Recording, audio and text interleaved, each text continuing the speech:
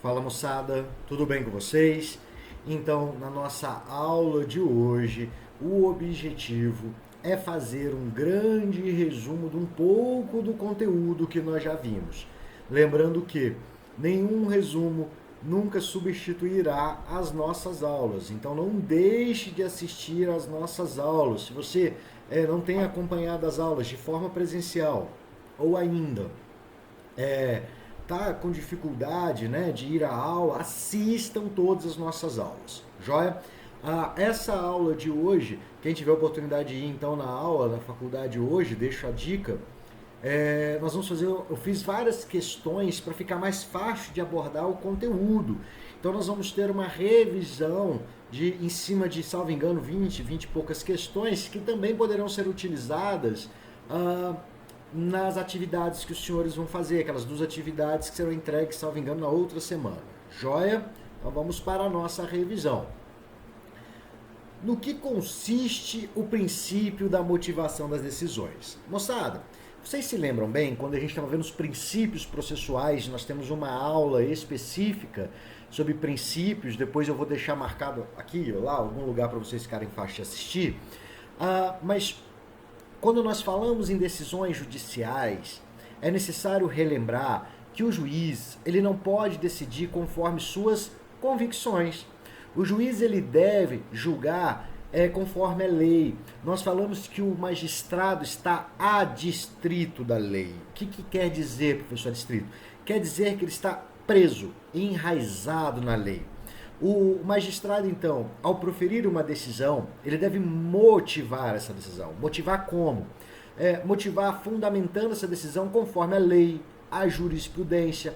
Então não pode o magistrado, a exemplo, tirar uma decisão da sua cabeça, falar, eu acho que é assim. Não é assim.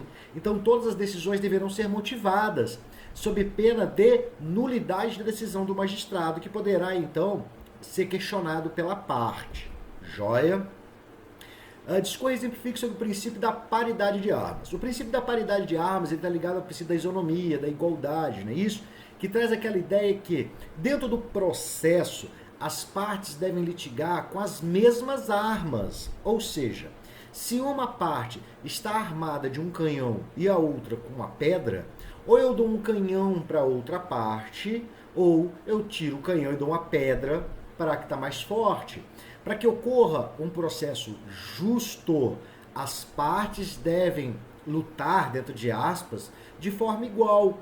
Então, pelo princípio da paridade de armas, o magistrado deve utilizar ferramentas para que as partes possuam as mesmas oportunidades dentro do processo. A exemplo, nós temos aí a divisão dinâmica da prova, nós temos a inversão do ônus da prova quando trata-se de matéria consumidora.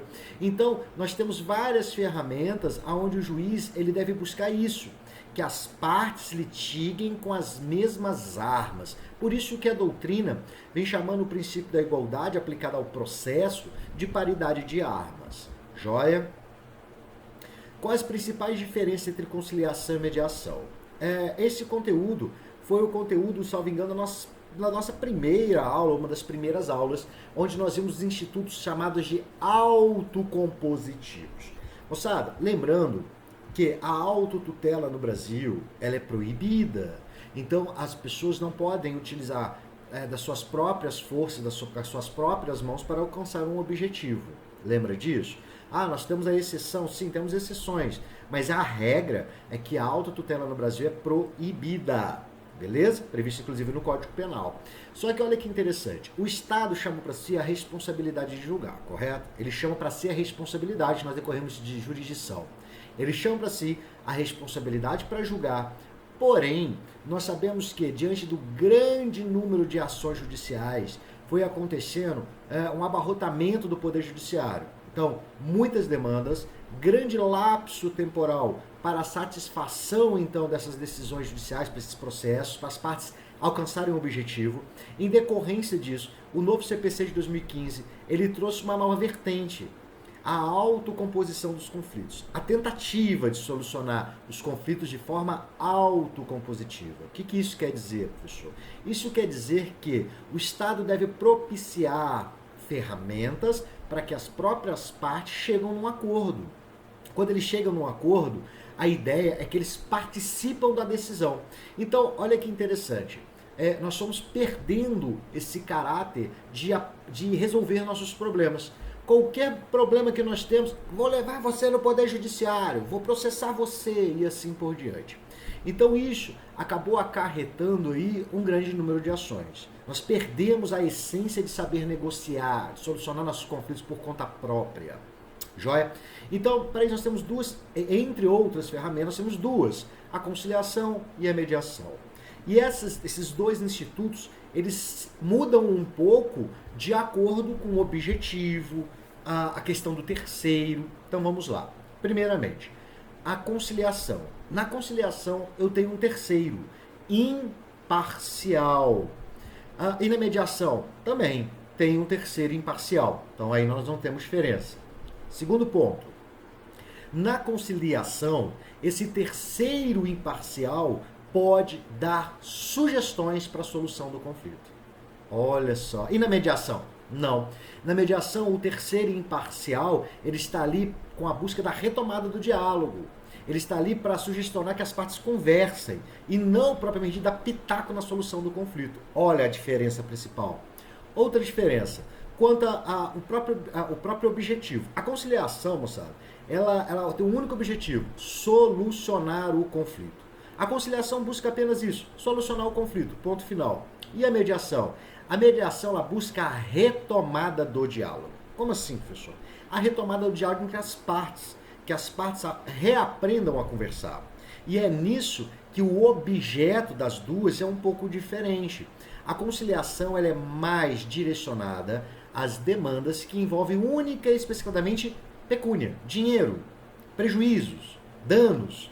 Enquanto a mediação ela é mais direcionada às demandas que envolvem sentimentos anteriores ou posteriores ao litígio. Exemplo, um acidente de trânsito é recomendado o uso da conciliação. Acidente de trânsito, não sei quem que é a outra parte, bati no carro, quero só solucionar. Utilizamos então mais diretamente a conciliação e a mediação nas ações que envolvem sentimento. Exemplo, guarda, visitas, divórcio, briga de vizinhos. Ou seja, mesmo que eu possa não ter um relacionamento anterior, posso ter posterior. Ou ainda, eu vou ter que manter um contato contínuo com essa parte. Por exemplo, uma ex-esposa que tem filhos com o indivíduo, eles têm um vínculo eterno, que é essa criança. Então eles precisam reaprender a conversar. Joia? Então essas são brevemente algumas diferenças. Quais as principais diferenças entre incompetência absoluta e incompetência relativa? Vamos lá. A incompetência absoluta, matéria de ordem pública. A incompetência relativa é matéria de interesse particular. A incompetência absoluta, inderrogável pelas partes. Incompetência relativa, derrogável pela parte. Incompetência absoluta pode ser alegada a qualquer momento do processo, inclusive de ofício pelo juiz. Incompetência relativa depende da provocação da parte contrária no primeiro momento que falar no processo. Joia? Quanto aos efeitos, incompetência absoluta. O juiz incompetente remete os autos ao juiz competente e este, recebendo, anula todos os atos decisórios. Incompetência relativa. Juiz incompetente remete ao juiz competente e este segue o processo dali para frente. Joia? Discorso sobre os institutos da justiça gratuita. Concessão, denegação, impugnação, revogação. Concessão é o ato pelo qual o magistrado defere os benefícios da justiça gratuita requerido pela parte. Denegação é o ato pela qual o magistrado indefere a justiça gratuita requerida pela parte. Impugnação é o ato pelo qual o magistrado é o ato pelo qual a parte contrária ataca o deferimento da justiça gratuita concedida à parte, né, a outra parte. Revogação é o ato pelo qual o juiz revoga a justiça gratuita concedida anteriormente. Joia? O que seria perpetuação de jurisdição? Explique e exemplifique. Moçada, perpetuação de jurisdição é a chamada perpetuatio jurisdicionis. O que é isso? É um instituto, principalmente de direito civil, que diz que a incompetência relativa não arguída no primeiro momento que o réu tiver a oportunidade de falar, lê-se contestação, o juiz incompetente relativamente passa a ser competente. Então, se a parte não falar no primeiro processo quanto à incompetência relativa, aquele juiz incompetente relativamente passa a ser competente. Beleza? A questão de explicação está aí. Exemplificação. Exemplo, nas ações de alimentos, em todas elas, alimentos, revisional de alimentos, exoneração de alimentos, qualquer uma que envolva alimentos, o foro competente é de quem recebe alimentos, recebia alimentos ou quer receber alimentos, ou seja, quem tem a vantagem alimentar. Imagine então que um genitor fala, meu filho completou 18 anos, vou ingressar com exoneração de alimentos uma vez que ele assumiu a maioridade civil. Esta ação deve tramitar no domicílio desse indivíduo que recebia alimentos. E aí o que ele faz? Ele ingressa no seu domicílio. Ele mora, por exemplo, em Cuiabá e o filho em Sinop. E aí o que acontece? Esse genitor ingressa com a ação em Cuiabá. O filho, me perdoe, o filho que deveria falar no primeiro momento do processo que essa ação deveria correr em Sinop, não fala nada. Então aquele juiz de Cuiabá, que seria incompetente relativamente, em decorrência do foro, do território, passa a ser competente. Joia? Discorra sobre a eficácia espacial da norma processual no Brasil. Gente, a eficácia espacial da norma processual é a questão de se aplicar o princípio da territorialidade. O que isso quer dizer? No Brasil, diferentemente de outros países, a mesma norma processual aplicada em um estado é aplicada em todos os estados. Estou falando de uma lei federal com abrangência nacional de competência da União em legislar. Então, o mesmo CPC que é aplicado no Mato Grosso é o mesmo CPC que vai ser aplicado em São Paulo, Rio de Janeiro, Goiás, não importa. Então, a eficácia espacial da norma processual no Brasil é em todo o território nacional. Inclusive, em decorrência dessa eficácia, nós não toleramos a aplicação de norma estrangeira dentro do direito brasileiro, porém, nós aceitamos a aplicação de norma brasileira no exterior. Lembrando que é vantajoso para os nossos residentes saberem a norma processual ser aplicada. Joia? Quais as ferramentas criadas para garantir a imparcialidade do juiz? Moçada, o juiz deve ser imparcial. Então ele não pode dar vantagem a nenhuma das partes. E aí, quais ferramentas foram criadas? Olha, a Constituição Federal, para garantir a imparcialidade do juiz, criou alguns institutos. Exemplo, a impossibilidade de remoção do juiz. Então, o juiz não pode, por exemplo, imagina, o juiz profere uma decisão em uma cidade, aí ele prejudicaria um político, por exemplo. Então vamos transferir esse cara para bem longe, no meio do mato. Isso não pode. Além disso, a irredutibilidade salarial. Então, o magistrado não pode ter seu salário reduzido. E o juiz, para ser juiz, ele precisa ser um juiz togado, ou seja, aprovado em concurso público de provas e títulos. Então ele entra ali pela capacidade, não por indicação política, não é um cargo de livre nomeação e exoneração. Então essas ferramentas foram criadas para garantir um julgamento imparcial do juiz. Imagina se o juiz fosse indicado, por exemplo, pelo ato do governador de estado. Já imaginou? Como é que conseguiria ter uma credibilidade no julgamento do magistrado? Então por isso, moçada, temos algumas ferramentas aí. Do que consiste a forma de interpretação de normas denominada de interpretação comparativa. Moçada, na interpretação comparativa, o julgador ele observa legislações do direito comparado, ou seja, de outro país, para poder então chegar ao entendimento. Na interpretação comparativa ou no direito comparado, como regra, nós temos uma ausência de norma própria dentro do direito brasileiro. Isso é o que acontece. O exemplo mais gritante que nós temos aí é o caso da Aida Cury, julgamento sobre direito de esquecimento, onde o STJ, na pessoa do ilustre ministro Sanseverino, utilizou da legislação espanhola para fundamentar sua decisão no direito brasileiro. Lembrando que nós não toleramos a aplicação de norma estrangeira dentro do território nacional, porém, através do direito comparado, da interpretação comparativa, eu posso falar, olha, em tal país que tem uma legislação própria, eles entendem dessa forma. Então nós poderíamos entender aqui de uma forma parecida, mas ele não usa a lei estrangeira. Na verdade, ele está buscando um apoio nesse direito comparado. Discorra sobre o princípio do duplo grau de jurisdição. Moçada, temos aula específica sobre o princípio do duplo grau de jurisdição, não se esqueçam disso. Pelo princípio do duplo grau de jurisdição, nós temos a possibilidade de revisão dos magistrados, dos juízes. Então é um direito que a parte tem de buscar a revisão de uma decisão proferida em primeira instância. Então o princípio do duplo grau de jurisdição, ele traria para nós, primeiro, a oportunidade de rever uma decisão que não foi julgada em conformidade com a lei e jurisprudência brasileira. Nós temos a possibilidade do controle dos atos numa escala hierárquica do desembargador contra os juízes. Então o princípio do duplo grau de jurisdição, ele traz a possibilidade de rever uma decisão através de uma turma colegiada. Isso traria uma vantagem muito grande para as partes que se sentirem prejudicadas com o julgamento. Joia? Discorra sobre o princípio da inafastabilidade da jurisdição. Vamos para a primeira parte. O princípio da inafastabilidade da jurisdição decorre do próprio poder do Estado em chamar a responsabilidade de dirimir os conflitos da sociedade. Então, uma vez que o Estado chamou para si a responsabilidade de julgar e analisar os conflitos da sociedade, ele não pode se eximir de julgar nenhum caso.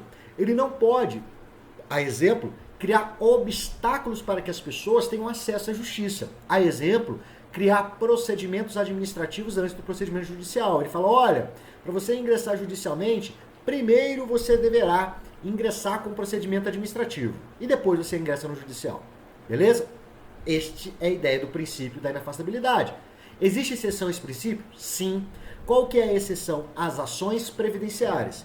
Então, as ações de cunho previdenciário, elas dependem de uma negativa administrativa do INSS.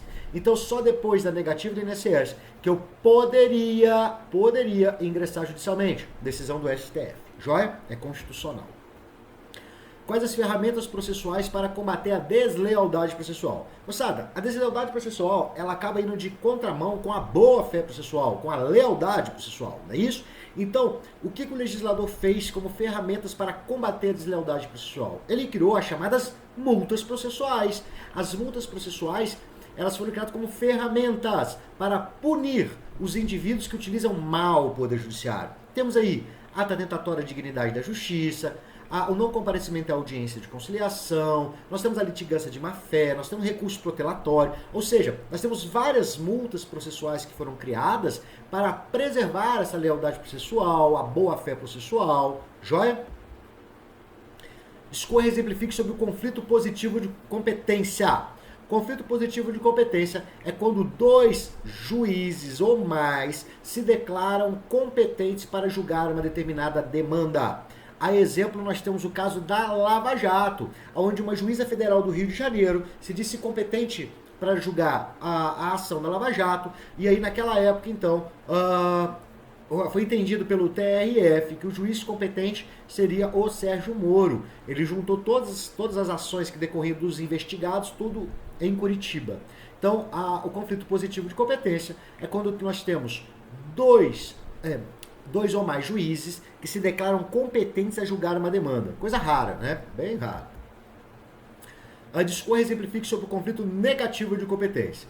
Diferentemente do positivo, o conflito negativo de competência é quando lá é dois ou mais, é quando dois juízes se declaram incompetentes para julgar uma demanda. Então, neste caso, não fica um empurra. Ele vai... Vamos supor, se eu tiver um juiz estadual que se declara incompetente, exemplo, ele fala, olha, essa ação deve correr, exemplo, na vara de família, e ele é um juiz civil. Então ele remete o processo para o juiz de família. Chegando lá, o juiz fala, não, essa ação deve correr lá na vara civil. E aí então eu tenho dois juízes que se declaram incompetentes para julgar. É o que nós chamamos de conflito negativo. No caso do conflito negativo de competência entre juízes do Estado, pela competência hierárquica vertical, quem vai analisar o conflito negativo será o Tribunal de Justiça. Agora, se o conflito for entre um juiz da Justiça Estadual e um juiz federal, nós teríamos como competência hierárquica superior primeiro o Tribunal de Justiça aqui, e no outro nós teremos o TRF. Então, neste caso, quem vai julgar o conflito negativo de competência será o STJ. Joia?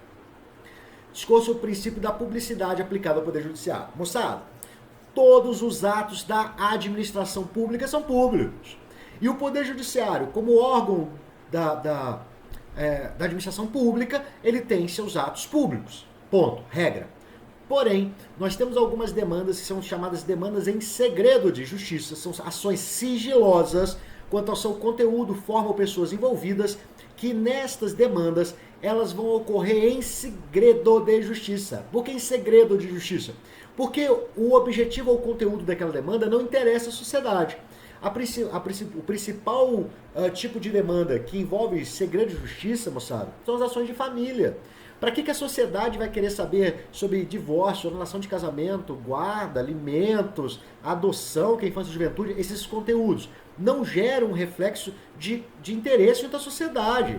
Por que o vizinho? Porque aí começa aquele negocinho do vizinho querer futucar a vida do outro, etc. Então, há uma preservação do Instituto do Direito de Família, principalmente. Temos outras demandas, porém, em regra, então, as demandas no direito de família são sigilosas. Joia? Cuidado, tá, moçada? Então, todas as ações são públicas? Sim, exceto aquelas que são protegidas pelo palio do segredo de justiça, tá? Quanto ao seu conteúdo, forma ou pessoa. Qual a diferença entre o princípio do contraditório e da ampla defesa? Moçada, este daqui é um dos pontos que eu mais vejo dúvida. É porque a Constituição colocou se a todos é garantido o princípio, o contraditório e a ampla defesa. O contraditório e a ampla defesa são institutos separados, porém que caminham juntos. Então, muitos são os doutrinadores que eles mesmos em obras, e eu posso falar que tem bastante obra aí processual, e eles acabam fazendo uma grande confusão.